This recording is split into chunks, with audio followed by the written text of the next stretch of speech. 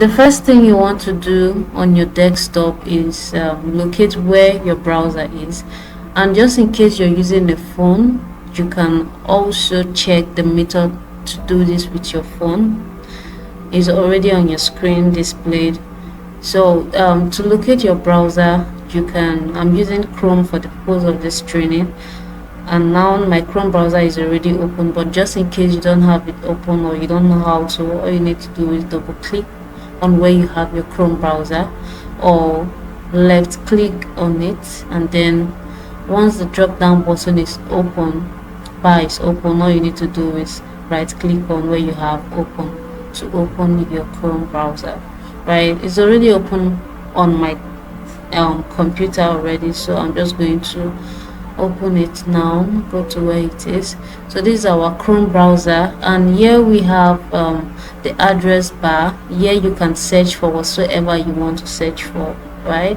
And then here we have the refresh button, just in case you want to refresh your website or you're browsing, you want to refresh the site you're browsing.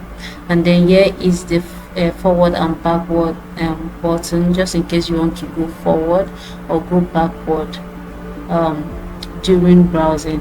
And here is for extension. This is our extension bar, and down here is a shortcut to all previous visited sites, right?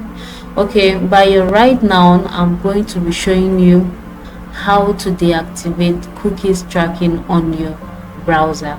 Okay, so to do this, you're going to come to this customize icon here and click on it. Remember, you can do this on both your computer and also your mobile phone. Okay, after clicking on the customize icon, all you need to do is scroll down to where you have settings. Okay, once you click on settings, go to where you have privacy and security. Okay, by your left have privacy and security here, so I'm just going to click on that and then scroll down to where you have site settings. Okay, once you tap on site settings, just go down to where you have cookies and site data, and then click on that. Okay, once you scroll down to cookies, the next thing you want to do is block third-party cookies if you want to. So just in case you want to, you can just do that here. Read the notice before you decide to block if you want. And then down here you can choose to on this do not track request on your traffic. Okay, and also there's a whole lot you can do with settings. You can decide to set other aspects of your browser by going through all these options here.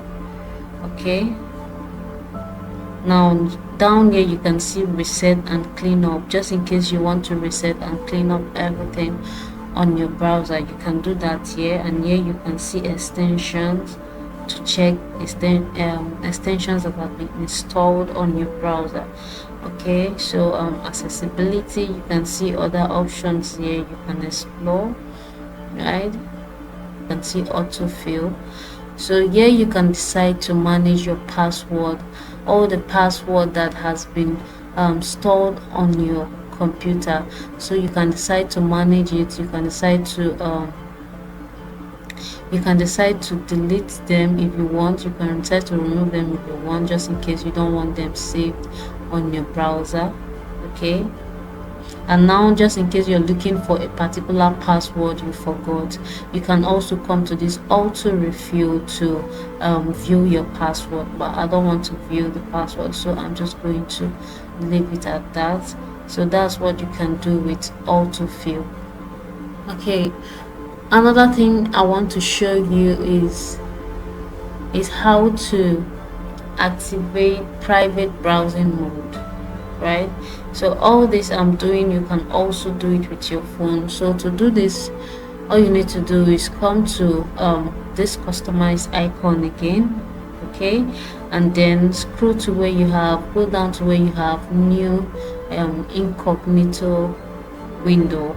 So here once you click on this, you will be able to browse in the private mode. That means whatsoever you are browsing or searching for here will not be saved in your browser history. Okay, that's how to activate the private browsing mode.